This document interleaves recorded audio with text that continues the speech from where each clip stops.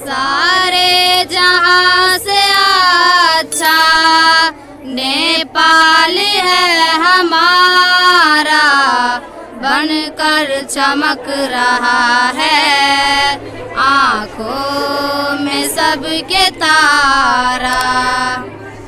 ये ऊंचे ऊंचे पर्वत, ये मुस्कुराते पौधे, कुदरत ने इनको बख्शा कितना हसी नजारा।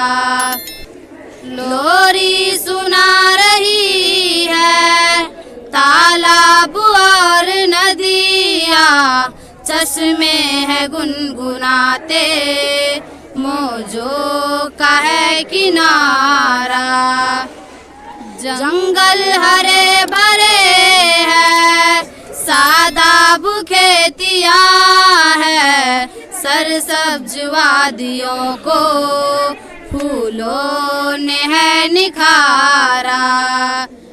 ये दामने हिमाला, तू है निशाने अजमत, छू कर तेरे लबों को अखलाक ने सवारा।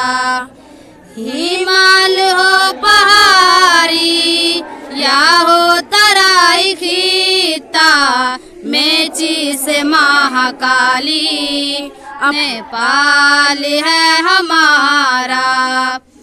शम्सो कमर का परचम हाथों में है हमारा, खाके वतन का जर्रा है नूर का मिनारा। मजहब से है अकीदत, तहजीब से है उल्फत, इंसानियत का रिश्ता मजबूत है हमारा। कोई हमारे जानिब नजरे उठा के देखे, मुझको नहीं गवारा, अपना वतन है प्यारा।